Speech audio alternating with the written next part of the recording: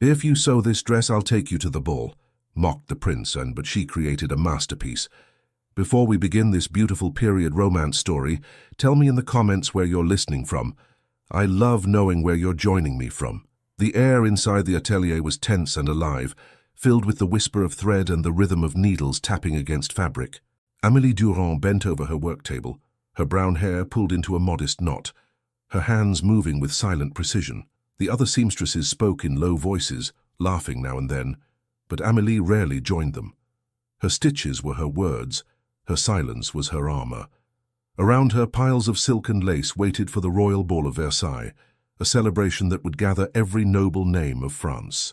Madame Delacour, the palace's chief dressmaker, swept into the room, the scent of her perfume arriving before her. "Ladies, focus," she commanded. "The Duchess of Montreuil expects her gown by tomorrow evening, and I do not intend to disappoint her grace." Her sharp gaze fell upon Amélie's work. "You, child, how far have you come with the embroidery?" "Nearly finished, madame," Amélie answered quietly. Madame Delacour inspected the fabric, lips pursed. "Your hand is steady, I'll grant you that," she muttered. "Perhaps too steady. You make the rest appear idle." A few of the other seamstresses exchanged glances, some admiring, others resentful. Amélie kept her eyes on her work. She had learned long ago that excellence invited envy as easily as praise. By midday, a page arrived, announcing that the prince himself would visit the atelier to inspect the progress of the gowns. The room fell into frantic motion, girls brushing lint from tables, hiding crooked seams, smoothing ribbons. Amélie simply folded her hands and waited. Moments later, Prince Louis de Valcourt entered with 2 courtiers and a languid smile that suggested boredom more than authority. He was tall, elegant, and very aware of both. "So these are the fairies of the court," he said lightly, glancing around. "The hands behind our splendor." His tone made it sound like a jest rather than gratitude. Madame Delacour curtsied. "Your Highness honors us. We are preparing the gowns for the Duchess Hélène as ordered." "The Duchess," he said, as though the name tasted dull on his tongue.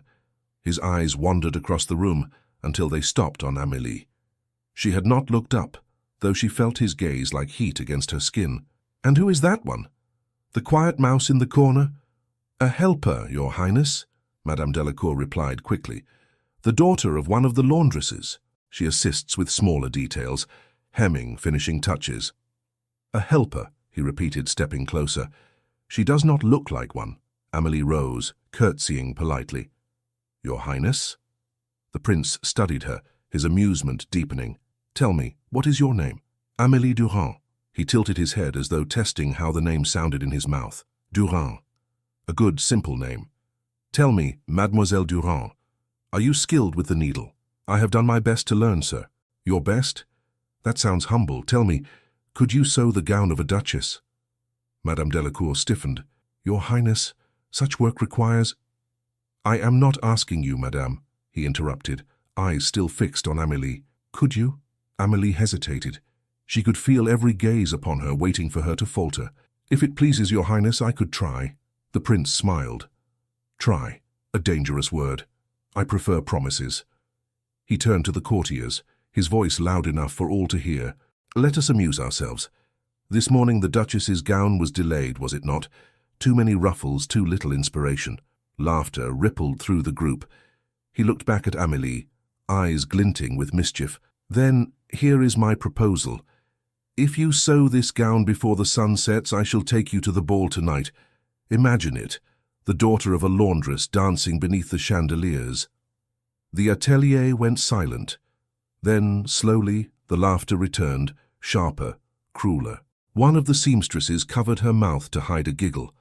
Madame Delacour's expression was unreadable, caught between horror and fear. Amélie's throat tightened. She wanted to vanish, to melt into the floor. Yet she managed a curtsy. "If that is your Highness's wish." The prince raised an eyebrow, surprised by her composure. "Indeed it is. We shall see what you can do, Mademoiselle Durand. I expect the masterpiece ready by sunset." With a flick of his gloved hand, he turned and left, his courtiers trailing after him like shadows. The moment the door closed, the room erupted in whispers. "Did you hear him? Take her to the ball. She'll never finish by nightfall.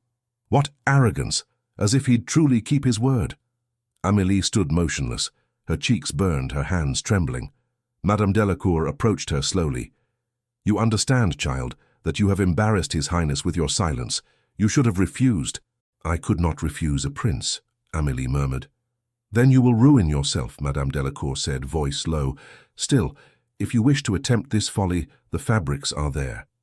She gestured toward a chest filled with golden silk, the fabric intended for the Duchess's gown. The rest of the day blurred. Amélie spread the silk across her table, the weight of humiliation pressing upon her shoulders. Around her, the other girls whispered, but she no longer heard them. The challenge had become a wound she could not leave untended. She threaded her needle, breathing deeply. At first her hands shook too much to hold the cloth steady. She pricked her finger, a small drop of blood staining the pale fabric. She pressed it away with the corner of her apron and began again. Stitch by stitch the rhythm returned. Hours passed. The chatter faded as the others left for supper. Only Amélie remained, sewing in the dim light of a single candle. Each sound in the vast palace echoed, the creak of floors, the distant laughter of nobles, the faint music drifting from the ballroom where rehearsals had begun. In that solitude, memories stirred, her mother's voice, soft and patient. "Sew as though you are binding the pieces of your own soul." Her mother had mended the linens of the palace before illness took her. Amélie had inherited her thread and her pride, but nothing more. By late afternoon, exhaustion had turned her limbs to stone. She leaned back, staring at the growing gown. It was far from finished, yet something in its lines, in the way light played upon the silk, made her heart beat faster. She could see it, the vision that had lived in her hands long before this day. The door creaked open. Madame Delacour entered with a frown. "You are still here?" "Yes, madame." "Stubbornness is not virtue," the older woman snapped. "You have made some progress, I admit, but not enough. His Highness meant to humiliate you, not to crown you. You might save yourself the trouble." Amélie kept sewing. "I must finish it." "You'll ruin your eyes before you finish anything," Delacour muttered. Yet she watched the young woman's work a moment longer, unease flickering across her face. "Very well, work then, but if you fail, remember that I warned you." When the door closed again, Amélie whispered to herself, "If I fail with dignity." The clock struck 6. The sun outside began to sink, throwing long stripes of gold across the floor. Her fingers trembled from fatigue, but she pushed through it. Around her, silence thickened. The palace itself seemed to sleep while she labored. At one point, a shadow crossed the doorway. She looked up and froze. Prince Louis stood there alone, his expression unreadable. "So it was not a jest to you," he said softly. She rose, startled. "Your Highness." He stepped inside, glancing at the unfinished gown. "I expected to find you gone. Instead, I find this." "I gave my word," she said. He smiled faintly. "A servant who keeps her word better than most noblemen. Remarkable." Amélie looked away. "Your Highness was mocking me." "Perhaps," he admitted. "But now I am curious." His gaze lingered on the silk. "Do you truly believe you can finish before nightfall?" "I must try." He leaned closer, voice low. "And if you succeed, then your Highness will keep his word." Something flickered in his eyes. Amusement, maybe, or something deeper. He straightened. "Very well. I shall expect my dance partner tonight, then." When he left, her knees nearly gave way. She sank back onto her stool, her heart hammering. What had begun as humiliation was now a test she could not afford to lose. As the last light faded from the windows, she relit her candle and worked faster. The room grew warm, her breath shallow. Every stitch felt like a battle against time. Outside, laughter and music drifted faintly from the grand hall. Twice she nearly dropped her needle. Once she pricked her hand again and hissed in pain, yet she refused to stop. Her hands knew the pattern by heart. Her mind no longer questioned, only followed the rhythm of creation. By the time the final rays of dusk disappeared, she had completed the bodice, the skirt, the delicate lace at the hem. Only the embroidery across the chest remained. She bent forward, eyes heavy, forcing herself to finish. The door opened again. One of the younger seamstresses peeked in. "Amélie, are you still working?" "Yes," the girl hesitated. "The others said you've gone mad." "Perhaps I have." The girl shifted awkwardly, then smiled faintly. "I hope you finish." He shouldn't have mocked you. Amélie looked up. Why do you care? Because, the girl whispered, if you win, maybe the rest of us will believe we can too. She slipped away before Amélie could answer. Those words gave her new strength. She continued through the evening, her mind clear now. Each motion became part of something larger, a silent defiance against every sneer, every order barked without kindness. The candle burned low. She barely noticed when footsteps approached again. Madame Delacour's voice sounded sharp behind her. Enough! You will ruin the silk. Go to bed. Amélie did not look up. It will be finished. Delacour crossed her arms. You think this will change your place? You will still be a laundress's daughter tomorrow. Perhaps, Amélie said. But tomorrow, they will remember my work. Madame Delacour's eyes narrowed. Arrogance will destroy you. Amélie met her gaze for the first time. No, madame. Only fear destroys. For a heartbeat, the older woman looked startled, as if seeing her properly for the first time. She left without another word. The hours crept on. Outside, the bells of Versailles marked each passing hour with cold precision. 10 o'clock, 11, midnight. Amélie's candle guttered low. Her eyes stung, her shoulders ached, but still she worked. She thought of the ballroom above, of the polished mirrors reflecting endless light. The nobles would be arriving soon. The prince would be laughing, perhaps forgetting his cruel jest already. But she would not forget. The embroidery began to take form, delicate vines in gold and silver thread, curling like living branches across the fabric. Her hands bled, but she did not pause to clean them. The drops vanished into the shimmer of silk. The first bell of 1 o'clock rang faintly in the distance. The palace slept. Even the mice were silent. Amélie's breath came raggedly as she reached for another needle. The one she held had bent slightly from overuse. She tried to straighten it, pressing carefully against the table's edge. It snapped. The sharp sound echoed through the still room. She stared at the broken halves in disbelief. Her thread hung loose, trembling in the candlelight. She searched the drawers. Empty. She checked the work table, the floor, her apron pockets. Nothing. Every other needle had been taken by the others earlier that day. She stood in the silence, the half-finished gown before her, golden and still. Her hands began to shake. The night outside was deep and cold. For the first time she felt the weight of impossibility pressing upon her. From the corridor came the distant chime of another hour. She sank back into her chair, heart pounding, whispering to herself, "No, not now, please, not now." But the broken steel glinted cruelly in the light. There was no spare to be found. As the first bell of evening tolled, Amélie lifted her needle and whispered to herself, "Then I shall sew until the dawn." The candlelight trembled across the workshop as Amélie held the broken needle between her fingers. She turned it once, twice, as if hoping it might mend itself. The silence pressed upon her chest, heavier than the golden fabric before her. Her hands were trembling, but she refused to cry. Somewhere beyond the thick walls, faint music floated from the ballroom rehearsals, the sound of a world that did not know she existed. She searched every shelf, every drawer, until desperation pushed her to the floor, bits of thread and pins scattered like stars across the wood. Nothing. No spare needles. Her heart sank. She pressed her palms together, breathing deeply, forcing her mind to steady. "Think," she whispered. "There must be something." Footsteps passed the door. She froze, afraid Madame Delacour had returned. But it was only Claire, one of the laundresses, carrying linens for the morning. Seeing Amélie on her knees, Claire gasped, "What are you doing here so late?" "I broke my last needle," Amélie said. "The gown is unfinished." Claire placed the basket down and knelt beside her. "Wait here." She left and returned moments later, holding something small wrapped in cloth. "I found this in your mother's old chest. It's bent, but it might serve." Amélie unwrapped it slowly. The needle was old, dull in color, slightly curved, but still whole. She recognized it instantly. "My mother's," Claire nodded. She said it never broke even when the fabric fought her hands. Amélie's throat tightened. "Thank you." Claire smiled faintly. "Finish it, Amélie." For her. When she was alone again, Amélie wiped her eyes and returned to the table.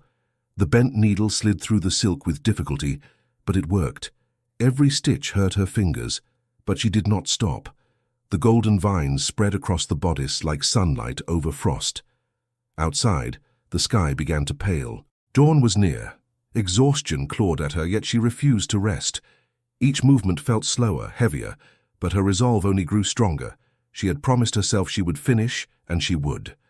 At the first sound of morning bells, the door opened. Madame Delacour stepped in, her face pinched from lack of sleep. Her gaze fell upon the gown, then upon Amélie, still at work. "You're still here." "Yes, madame." Delacour came closer, eyes narrowing. "You truly mean to finish this madness? It will be done by evening." Delacour examined the gown, her expression unreadable. "You've ruined yourself for a jest. The prince will not remember this challenge by tonight." Amélie looked up at her. "Perhaps he will not, but others will." The older woman's lips thinned. "You speak as though you have pride." "I have work," Amélie replied. "That is enough." Madame Delacour turned sharply and left, but before she closed the door, Amélie saw something flicker in her eyes, a trace of fear. The hours rolled forward. The palace awoke, alive with preparations for the ball. Servants hurried through corridors carrying trays of crystal and silver. Carriages clattered in the courtyard, and still Amélie sewed, the bent needle glinting in the light. By midday her hands were shaking again. Her stomach ached from hunger, but there was no time to eat. She leaned closer to the table, her eyes burning. Around her the hum of life continued, voices, footsteps, laughter. But she heard none of it. Then the door opened once more, quietly this time. A shadow fell across her work. She looked up and froze. Prince Louis de Valcourt stood in the doorway. He said nothing at first, watching her from the threshold. The morning sun behind him threw his figure into sharp relief, his face half hidden in light. "You're still working," he said at last. "I gave my word, Your Highness." He walked inside, his boots silent on the floor. "I thought you would have given up by now." "So did I," she admitted. He approached the table and looked down at the gown. For a moment he seemed lost for words. "You've done all this since yesterday?" "Yes." He ran a gloved hand above the fabric, careful not to touch it. "This is no simple seamstress's work." Amélie lowered her eyes. "It is only fabric, Your Highness. Fabric does not move like this," he murmured. "It looks alive." Silence stretched between them. Then he said, "Why do you care so much to finish it?" "Because you challenged me." His mouth curved faintly. "And that is reason enough." "It was not the challenge," she said softly. "It was the laughter." For the first time, the prince's expression faltered. He turned away, as if her words had struck something inside him he did not wish to show. "Finish it then," he said quietly. "I shall see it tonight." When he left, Amélie's breath came easier, though her heart still beat fast. His voice had lost its arrogance, replaced by something else. Curiosity, perhaps, or respect. She dared not hope for more. By late afternoon, fatigue blurred her vision. Her fingers felt numb, her neck stiff. The gown was nearly complete. She lifted it, holding it against the light. The gold shimmered softly, catching the sun. One of the younger seamstresses entered, carrying a tray of bread and tea. "Madame Delacour sent this," she said. Amélie blinked in surprise. "She did?" The girl nodded. "She said even fools need to eat." Amélie smiled faintly. "Then tell her this fool is grateful." She ate quickly, her hands trembling slightly around the cup. The warmth revived her. As the sun began to sink, the atelier filled with orange light. Amélie added the final touches, the lace around the neckline, the small pearls along the sleeves. The gown now seemed to breathe with its own light. A group of servants passed the open door and stopped. "Look at that," one whispered. "It's finer than anything Madame Delacour ever made." "Be quiet," another hissed. "If she hears, she'll have your tongues." They hurried off, but their awe lingered in the air. When the last pearl was sewn, Amélie sat back, staring at the dress. It was finished. Every pain, every tear, every sleepless hour had led to this. The prince's mockery, the court's laughter, all of it now hung before her in silk and gold. She stood, too weak to feel triumph. For a long moment, she simply gazed at the gown, her mother's needle still warm in her hand. The door swung open suddenly. Madame Delacour stormed in, two assistants trailing behind her. "So it is done," she said, her eyes gleaming. "Yes, madame." Delacour circled the gown slowly, her expression hard to read. "It is Remarkable, she said at last. Too remarkable. Amélie frowned. What do you mean? You forget your place, girl. You were never meant to outshine the Duchess herself. Amélie stiffened. It was His Highness's order. His jest, Delacour snapped. And you turned it into a scandal waiting to happen. I did nothing wrong. You did everything wrong. Delacour's voice trembled with anger. Or was it fear? If he presents this dress to the Duchess, and she learns it was sewn by a laundress's child, do you think she will thank you? She will destroy you and perhaps me with you. I only did what was asked, Amélie said quietly. Delacour stared at her, then at the gown again. You will not show this to him. Do you hear? I forbid it. But he commanded. I will deal with His Highness myself, Delacour interrupted. You have caused enough trouble. She gestured to her assistants. Lock this door. The gown stays here. The two women hesitated, glancing at Amélie. Do it, Delacour barked. The heavy key turned in the lock. Delacour's voice softened, though it carried no kindness. Rest now, child. When this foolishness is forgotten, you will thank me. When they left, Amélie ran to the door. The lock held firm. She rattled it once, twice, then stepped back, her pulse racing. The windows were narrow, high above her head. There was no way out, at least none meant for noble guests. She closed her eyes, breathing hard. The laughter from the hall drifted up again, mocking her through the silence. She looked down at her gown, the masterpiece that no one would see.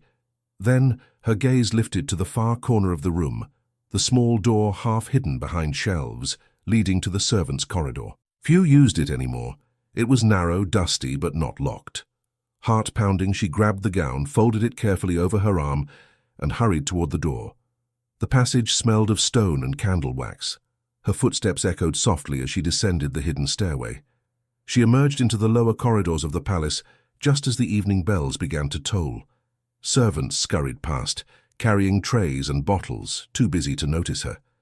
The music from the ballroom grew louder, bright and distant. Holding the gown close, Amélie made her way toward the Hall of Mirrors. The corridors shimmered with light, chandeliers burned like suns. The scent of perfume and polished marble filled the air. When she reached the edge of the great hall, her breath caught. Nobles in silks and jewels swirled across the floor, laughter echoing under the domed ceiling. The prince stood near the dais, speaking to the Duchess, his expression composed but distracted. Amélie hesitated in the shadows, clutching the dress. She wanted to turn back, but it was too late. This was the moment she had sewn toward. Taking a deep breath, she stepped forward. The golden gown gleamed under the chandeliers. Murmurs rippled through the crowd. Heads turned. The musicians faltered. The prince looked up. His conversation stopped mid-sentence. His eyes widened slightly when he saw her. "Your Highness," she said, her voice calm though her heart raced. "The gown you requested." He stepped closer, ignoring the whispers that rose like wind. "You finished it." "Yes, Your Highness." The Duchess turned sharply, her expression unreadable. "What is this?" The prince glanced at her, then back at Amélie. A promise kept. He reached out and touched the fabric, his fingers tracing the golden vines. "It's magnificent." The hall fell silent. Even the Duchess's ladies-in-waiting stared, their faces pale with envy. The gown seemed to glow beneath the light, alive with motion, the work of a heart that had poured itself into every thread. But the silence broke with a single voice, sharp and cold. From the far end of the room, Madame Delacour stepped forward, her face tight with fury. "That dress," she cried, "was not her work. She stole it." Gasps rippled through the crowd. Heads turned. The sound of Madame Delacour's accusation echoed beneath the mirrored ceiling. The music stopped abruptly. Even the air seemed to hold its breath. Amélie stood frozen, the golden gown folded in her arms, her heart hammering so loudly she could barely hear her own thoughts. "She stole it!" Madame Delacour shouted again, advancing between the guests. "The design, the fabric, the very pattern. It was commissioned by the royal atelier. This girl had no right to touch it." The courtiers began to murmur, their whispers spreading like wildfire. The Duchess's eyes narrowed, sharp as the edge of a blade. "Is this true?" she demanded. Amélie found her voice. "No, Your Grace, I sewed every stitch myself. The prince asked me." "The prince?" Delacour interrupted. You dare to speak his name so familiarly? Lies, you took the gown to impress him, didn't you, to climb above your place? That's enough, came a voice from the dais. Prince Louis descended the steps slowly, his face pale but composed. You forget yourself, Madame Delacour. I forget nothing, Your Highness, Delacour said, bowing stiffly. This girl is deceiving you. She seeks your favor by stealing what belongs to your court. The crowd parted as he approached. His eyes met Amélie's, steady, searching. Did you make this gown? Yes, Your Highness, she said softly. Every stitch. You commanded it. He looked at the gown again, at the delicate gold vines glimmering under the chandeliers. Something in his face changed, doubt giving way to realization. I did command it, he said. Delacour's mouth fell open. Your Highness, she... Enough, he said sharply. I remember my own words. He turned to the Duchess. I made a jest yesterday morning, a cruel one. I challenged this woman to sew the gown before sunset. She accepted. A wave of astonished murmurs swept through the court. The Duchess's fan snapped shut. A jest? She repeated, her voice cool. And you humiliated your own tailor's workshop for it? Prince Louis's jaw tightened. It was thoughtless. Madame Delacour seized the moment. Then surely, Your Highness, you will see that allowing a servant to parade her false triumph would only worsen that mistake. The prince's gaze flicked toward her. False? Of course false, Delacour insisted. How could she have completed such a gown in a single day? It's impossible. Amélie took a trembling breath. It was not impossible. I began the moment Your Highness spoke. I worked until dawn. I broke my needle, but I finished it, with the one my mother left me. Delacour gave a harsh laugh. Sentiment cannot prove skill. Your Highness, the threads of deceit are easier to weave than gold. The prince's voice lowered. Enough, madame. But she refused to stop. You cannot let her stand here before all of France as if she were your equal. What will the court think? What will the Duchess... The Duchess lifted her hand, silencing her. Let her prove it. All eyes turned toward Amélie. Prove it, she echoed. The Duchess's expression was calm but calculating. If your hands created this, they can create another. Bring her fabric. A single hour will show the truth. Madame Delacour smiled thinly. Yes. Let her prove it. A servant hurried to fetch materials. The prince's face betrayed a flicker of unease, but he said nothing. They placed a small table near the dais, lit by dozens of candles.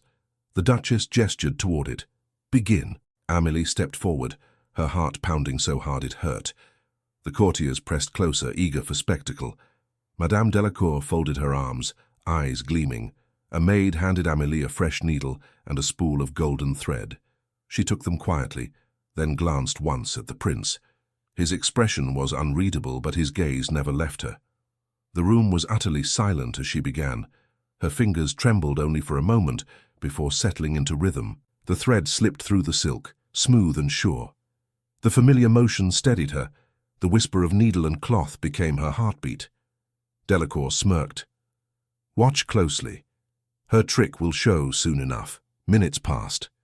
The design began to form, a single golden rose, petals curling with delicate precision. A murmur spread through the crowd. She's fast, someone whispered. Look at her hands, said another, like she's painting with thread. The Duchess leaned forward slightly, her cool composure faltering. Remarkable. Madame Delacour's face paled. It's mere imitation. Nothing more. Amélie finished the rose, tied the thread, and stepped back. The embroidery shimmered in the candlelight, alive with detail. She said nothing. The silence deepened. Finally, the prince spoke. No court tailor in France could match that. Madame Delacour's lips tightened. She must have stolen the pattern. There was no pattern, Amélie said quietly. I only follow what I see in my mind. The Duchess looked from Amélie to the prince, curiosity flickering in her eyes. She speaks truth, I think. The prince nodded slowly. It seems she does. Delacour's voice trembled. Then I am ruined, Your Highness. Ruined by a servant's ambition. Ruined, he repeated. No, madame. You are ruined by your own envy. The court gasped. Delacour's face turned crimson. She bowed stiffly, muttering something that sounded like "forgive me," then turned and fled the hall. For a moment, the silence was heavy, almost painful. Then the prince turned back to Amélie. "You have nothing more to prove." The Duchess regarded the gown one last time. "Keep it," she said coldly. "I no longer wish to wear something born of humiliation. Let it remind His Highness to choose his amusements with more care." She curtsied and swept away, her ladies following in a shimmer of silk. The court began to stir again, conversations rising in cautious tones. Some looked at Amélie with awe, others with envy. She stood in the midst of them all, her hands trembling from the weight of what had just passed. The prince turned to her. "Come with me." She followed him through the side corridor, away from the murmuring crowd, into a smaller gallery lined with tall windows. Outside, the night pressed softly against the glass. He stopped and faced her. "I owe you an apology." "There is no need, Your Highness." "There is," he said firmly. "I mocked you. I made you the target of laughter. And yet, you answered with courage and skill I did not deserve to witness." Amélie looked down, unsure what to say. "It was only my work." "No," he said. "It was your dignity." She met his eyes, and for a moment, neither spoke. There was something in his expression she had not seen before, a quietness that seemed almost human. He took a breath. "Tell me, what will you do now?" "I do not know," she said honestly. "I will likely be dismissed for the commotion." "You will not," he said. "I will see to that." She hesitated. "Why would you care?" "Because," he said slowly, "I cannot bear the thought that the only noble thing done under my roof tonight should go unrewarded." His words hung between them, heavier than gold. Amélie looked away. "Your Highness's world is not mine." "It could be," he said. She shook her head. "No, it was never meant for me." The prince took a step closer, lowering his voice. "The court is a prison of mirrors, Mademoiselle Durand. We spend our lives admiring our reflections until we forget what they mean. Tonight, you reminded me there is truth outside the glass." Amélie said nothing. The sincerity in his tone unsettled her more than cruelty ever had. A knock sounded behind them. A servant bowed quickly. "Your Highness, the Queen requests your presence. The incident has reached her attention." The prince sighed. "Of course it has." He turned back to Amélie. "Stay here. I will return." When he was gone, the gallery felt too vast, too silent. She walked to the nearest window and pressed her fingers against the cold glass. Below, the gardens stretched in perfect symmetry, the fountains glowing in the moonlight. She thought of her mother's words, of nights spent sewing by candlelight in a small attic room, dreaming of nothing more than a steady wage and peace. And now she stood in the palace, her name whispered by nobles she would never dine beside. The door opened softly behind her. It was not the prince. It was one of the Duchess's maids, a nervous girl with sharp eyes. "Mademoiselle Durand," she whispered, "you must be careful." "Careful?" "The Duchess is furious. She says the prince has humiliated her before the court. She blames you. She means to see you dismissed, perhaps worse." Amélie's heart tightened. "Why tell me this?" The girl glanced nervously down the corridor. "Because I once worked in the laundry, too. I know what it is to be trampled by silk shoes. Go, leave Versailles before morning." "I cannot," Amélie said. "I would have nowhere to go." "Anywhere is safer than here," the girl insisted. "If the Duchess's anger grows, even the prince may not protect you." Before Amélie could answer, footsteps echoed from the far end of the gallery. The maid vanished into the shadows. The prince returned, looking troubled. "The Queen has spoken," he said. "She wishes to see the gown." "Now?" "Yes, she wants to know the truth herself." Amélie nodded faintly. "Then I will go with you." They walked together through the corridors.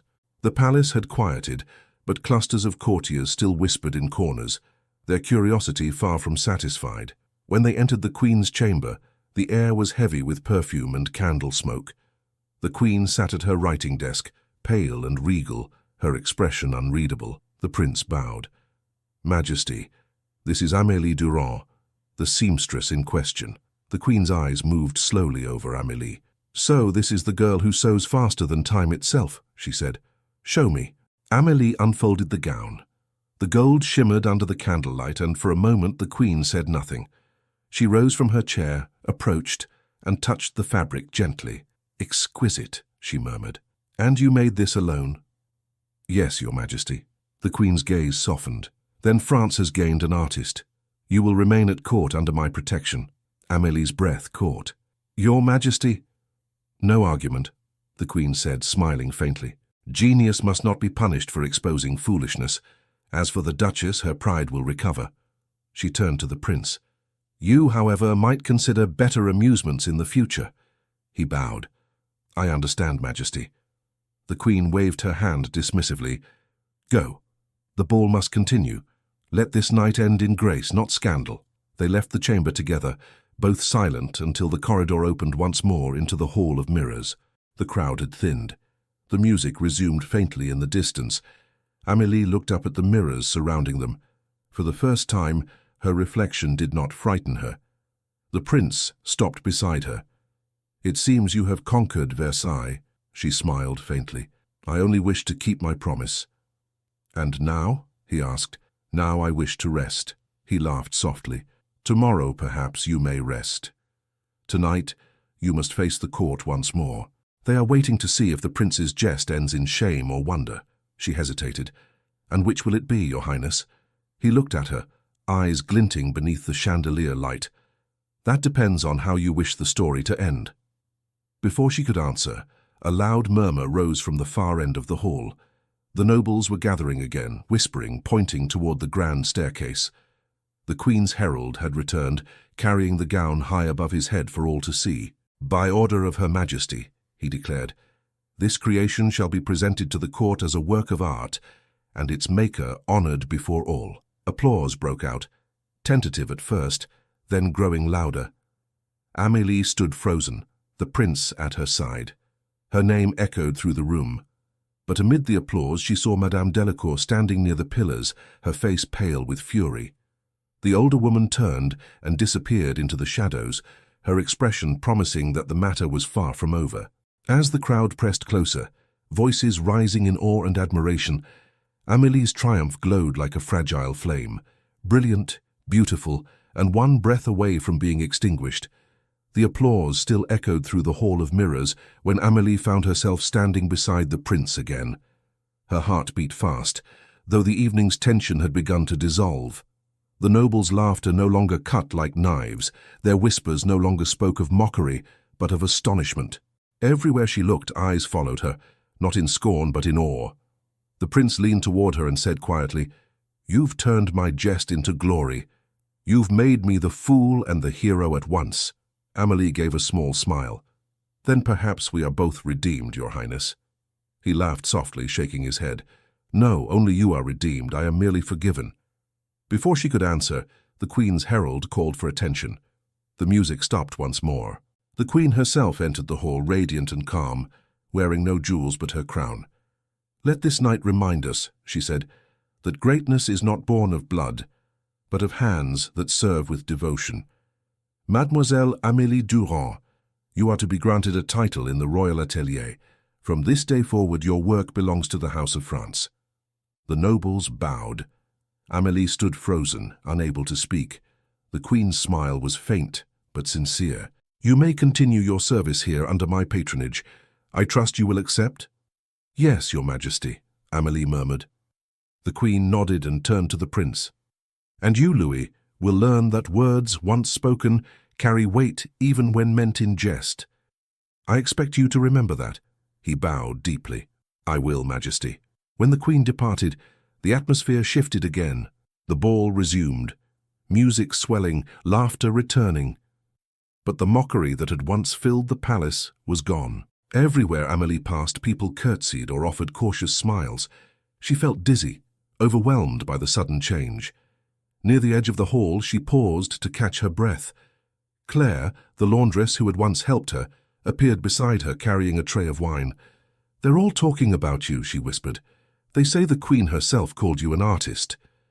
Amélie smiled faintly. And you, what do you say? I say, Claire replied, that I will tell my sisters I once worked with the woman who made the court bow. Amélie touched her friend's arm gently. You have a kind heart. Do not let this place take it from you. Before Claire could answer, Madame Delacour's sharp voice cut through the crowd. Move aside. The older woman's face was pale, her eyes dark and tired.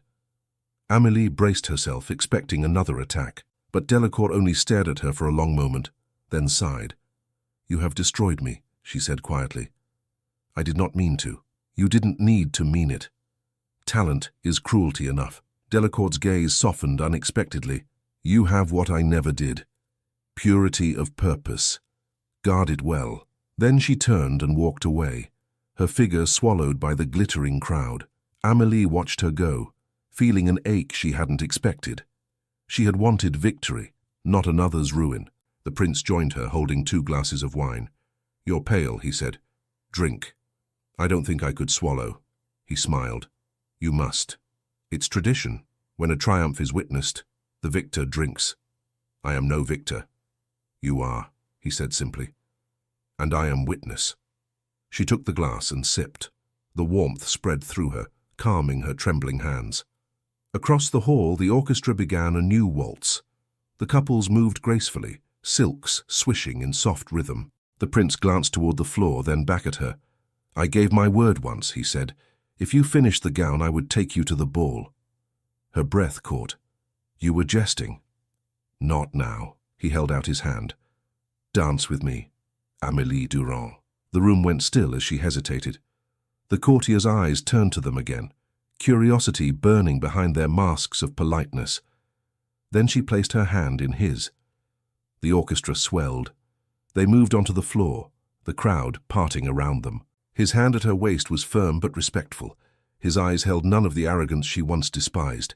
"You lead well for a prince," she murmured. "I've never led anyone like you," he replied.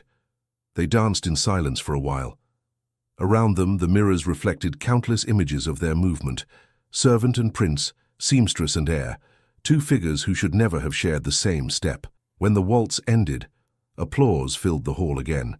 But this time, Amélie did not feel the sting of attention. She felt peace. The prince led her to a quieter corner, near a tall window overlooking the moonlit gardens. "I cannot undo my cruelty," he said softly, "but I can offer something better." She looked at him warily. "And what would that be?" "Respect," he said. "Perhaps friendship. Perhaps more, if your heart allows." She shook her head. "You are a prince. I am a servant." He smiled. "You are not a servant anymore. The Queen herself said so." "That changes nothing. It changes everything." He paused, then lowered his voice. "Do you not see? Tonight, you proved that worth is not born. It is made. You have shown me that even a prince can be poor in character beside a woman of true courage." Amélie felt her cheeks warm. "You speak like a poet, Your Highness." He laughed quietly. "No. I speak like a man trying to understand what humility feels like." Before she could reply, a page entered, bowing low. "Your Highness, Her Majesty requests your presence again." Louis sighed. "The night will not release me." He turned to Amélie. "Will you wait here?" "Yes." When he was gone, she walked toward the window. The gardens below glowed silver under the moonlight. She could see the fountain where her mother once carried laundry to dry in secret corners of the palace grounds. The memory struck her suddenly, sharp and sweet. Claire approached again. "They're saying the Queen will make you head of the royal workshop." Amélie blinked. "Head? Yes, it's already being whispered. The older seamstresses are furious." "That's too much," Amélie murmured. "It will only bring more resentment." Claire tilted her head. "Would you refuse it?" "I don't know." "You should take it. You earned it." Amélie smiled faintly. "Perhaps earning something and wanting it are not the same." From the far doors came the sound of hurried steps. The prince returned, looking relieved. "It's done," he said. "The Queen has approved your appointment. You'll lead the atelier." Amélie stared at him. "That cannot be true." "It is. The decree will be written by morning." She lowered her eyes. "I don't know how to thank you." "Don't thank me," he said. "Thank yourself.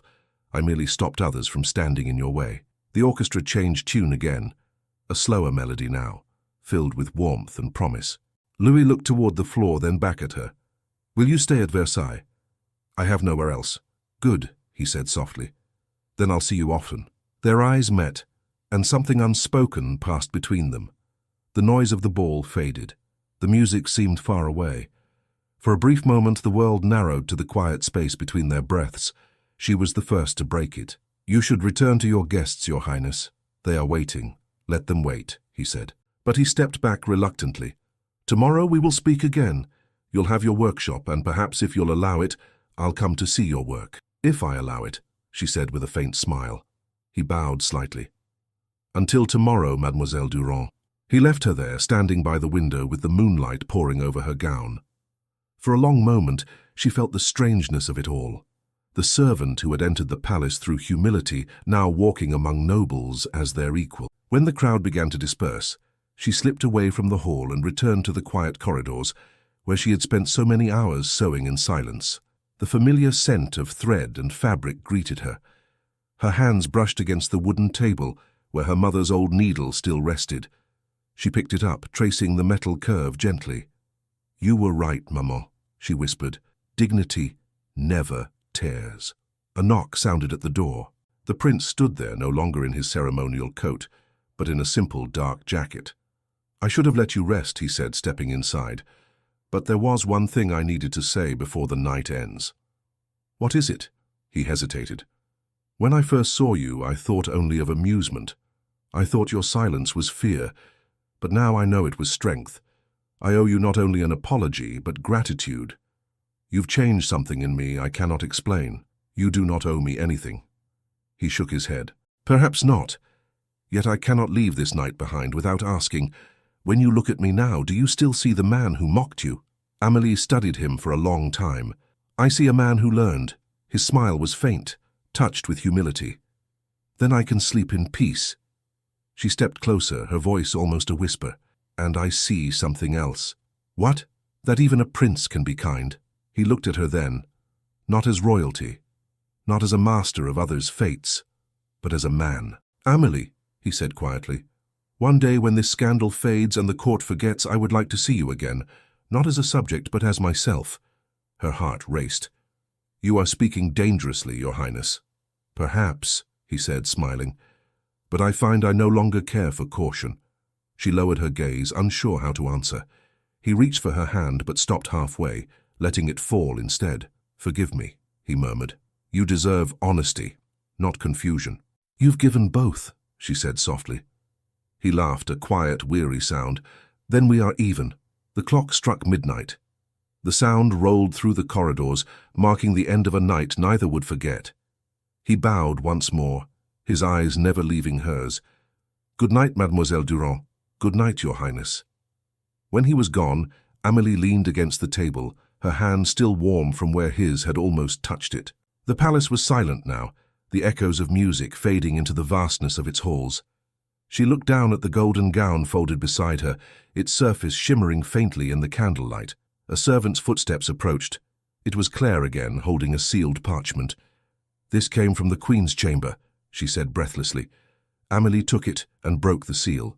The decree was real, her name written in careful script, her appointment confirmed. She would lead the atelier. She read it twice, unable to believe it. Claire grinned. "You've done it, Amélie. You've won." Amélie smiled slowly. "No, Claire. We've all won. Every woman who's ever sewn for crumbs now has her share of this light." From outside came the faint sound of hooves and wheels as the carriages began to leave the palace grounds. The ball was ending, but something new was beginning. She looked once more at the dark corridor where the prince had vanished and whispered under her breath, "Tomorrow, then." Morning light crept through the tall windows of the atelier, painting soft gold over the tables and spools of thread. Amélie stood by the same workbench where she had once wept in silence. Now the room was hers. The royal decree lay open beside her, stamped with the Queen's seal. Beneath it, the golden gown rested folded with reverence. No longer a burden, but a beginning. The door opened. Claire stepped inside, grinning. "You haven't slept."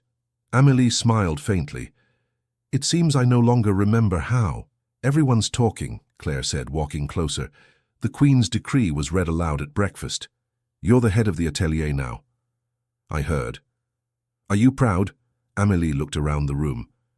The light caught on her mother's old needle, still lying where she had left it. "Pride is too loud a word," she said. "But I am grateful." Claire laughed softly. You sound like a noblewoman already. I hope not. Before Claire could reply, a footman appeared at the door. Mademoiselle Durand, His Highness requests your presence in the South Gardens. Claire's eyes widened. The prince? At this hour? Amélie wiped her hands on her apron. Tell him I'll come. The footman bowed and left. Claire leaned close. He never calls for anyone this early. Amélie felt her pulse quicken. Then I shouldn't make him wait. The garden air was cool, scented faintly with lilacs and earth. The marble fountains gleamed under the morning sun. Amélie followed the gravel path until she saw him standing by the old stone archway, his coat unbuttoned, his hair slightly disordered as though he had walked without servants. Your Highness, she said softly. He turned, his expression lighting with quiet warmth. Amélie, you came. You summoned me, she said, smiling. True, he admitted, but I wasn't sure you would obey. You've grown far too important for that. I obey kindness, she said, and curiosity. Then let me satisfy both. He gestured toward a bench beneath a blossoming tree. They sat, the morning breeze stirring the petals around them. For a moment, neither spoke. He finally said, The court has been whispering all morning. They think I intend to propose a scandal. Do you? I intend to propose something, he said. Her breath caught. Your Highness. He shook his head. Not as a prince, not as a command, as a man asking a woman who changed him. She looked down, her hands twisting in her lap. You speak too kindly of me. I speak truth, he said. You forced me to see beyond mirrors and titles. Before you, I believed everything I wanted could be ordered, not earned. You showed me the opposite. Words, she whispered. Beautiful words. He smiled. Then allow me a deed. He reached into his coat and drew out a small box of polished wood. Inside lay a single ring, simple yet elegant, a gold band shaped like a thread winding in a circle. I had it made last night, he said. The goldsmith said the design was impossible. I told him to ask the woman who made the impossible her craft. Amélie stared at it, speechless. He continued, his voice low. I do not offer you a title or jewels or a crown, only myself. Will you let me share the life you've built, however humble or grand it becomes? She looked at him, tears shining in her eyes. You forget who I am. I remember exactly who you are, he said. That's why I ask. She tried to speak, but her voice faltered. Louis, he smiled softly.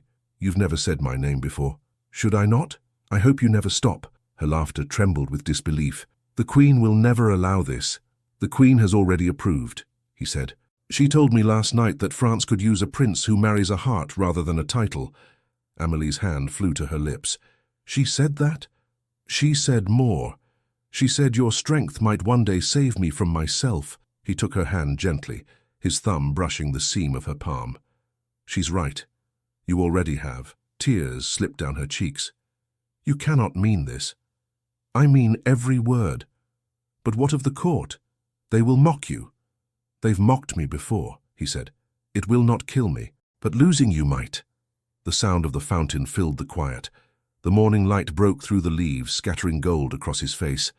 Amélie's heart ached with the weight of it all, every insult, every stitch, every night of silence leading to this single moment. I don't know how to be a princess, she whispered. Then don't, he said. Be Amélie. That's all I want. She looked at the ring again. The golden thread gleamed softly, catching the light like the gown she had sewn. Slowly, she extended her hand. Then teach me how to live without fear. He slipped the ring onto her finger, his touch trembling slightly. Only if you teach me how to live with purpose. She smiled through her tears. We have a bargain then, he exhaled, a sound half relief, half wonder. A royal bargain, Amélie laughed. No, Louis, a human one.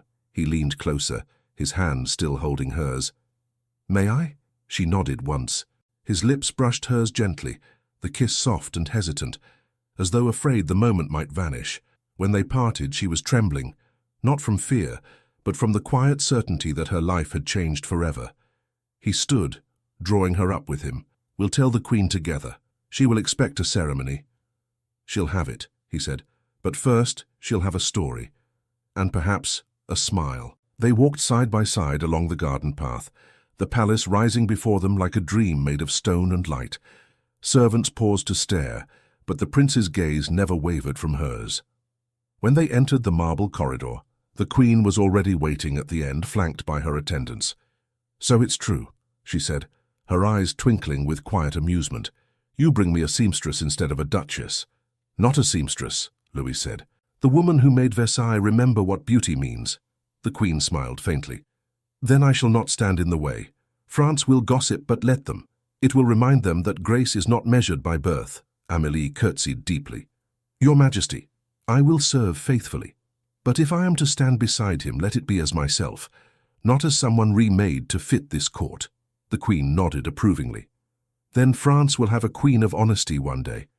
I pray it deserves you both." When the ceremony took place a month later, Versailles overflowed with flowers instead of jewels. The nobles attended, curious and uneasy, yet unable to deny the wonder of it all. Amélie wore no crown, only a gown of silver thread she had sewn herself, light as mist, graceful as dawn. The prince waited for her at the altar beneath a canopy of white lilies. As she walked toward him, every step echoed softly through the great hall. He met her halfway, taking her hand before she could bow. "No," he whispered. "Today no one bows." The officiant's words faded into the music of their hearts. When he lifted her veil, the hall fell utterly silent. "Amélie Durand," he said, his voice steady. "You once told me that every stitch is a promise. Let this be mine." "And mine," she answered. They exchanged rings, two circles of gold shaped like threads woven together. The queen's eyes glistened as the crowd, once skeptical, rose in applause. That evening, when the guests departed and the lights dimmed, Louis led her back to the Hall of Mirrors. The same place where laughter had once broken her spirit now shimmered with quiet peace. He turned to her. "Do you remember this hall? How could I forget?" "Then look at it again." She did. And for the first time, she saw not her humiliation, but her triumph reflected in every mirror. The girl who had been mocked stood now as a woman loved and honored. Louis took her hands. "You taught me that power is not born of command but of creation. You gave me a new kingdom, one of truth. And you," she said softly, "gave me back my voice." They stood together beneath the chandeliers, their reflections infinite. Around them, the mirrors caught their laughter and scattered it through the hall like starlight. The queen's musicians returned briefly to play the final waltz of the night. No courtiers remained, only the two of them dancing slowly, their movements light as breath. Louis murmured, "Do you regret any of it?" "Only that I once believed I was small," she said. "And now I know that even a single thread can change a destiny." He smiled and pulled her close, his forehead resting against hers. "Then you've changed mine forever." They danced until the last candle burned low, their shadows merging with the gold of the floor. Outside, dawn crept over Versailles again, gentle and new.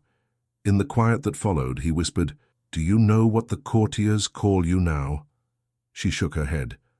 "The golden seamstress, the woman who sewed her own fate." She laughed softly. "Then let them call me what they will. I have everything I ever needed." He kissed her once more, deeper this time, certain and true. When they parted, his voice was a whisper, "And I have you." The first light of morning broke through the tall windows, flooding the hall in gold. The mirrors caught it, multiplying it until the whole palace seemed to glow. And there, beneath that endless light, the girl who once stitched alone in silence found herself held in the arms of the man who had once laughed, and now would never let her go. Thank you so much for listening to this story all the way to the end. We hope it moved you as much as it moved us while telling it. We'd love to hear your thoughts. Leave us a comment telling us where you're listening from and what you liked the most. Rate this story from 0 to 10. What score would you give it? If you enjoyed this story, don't forget to subscribe to the channel and leave a like as a show of support. That really motivates us to keep creating and sharing more stories full of emotion and life lessons. And before we go, we want to remind you that an exciting and heartwarming story recommendation will appear on the final screen. If you'd like to enjoy it, just click on the video. Thank you once again for being here, and we'll see you in the next story.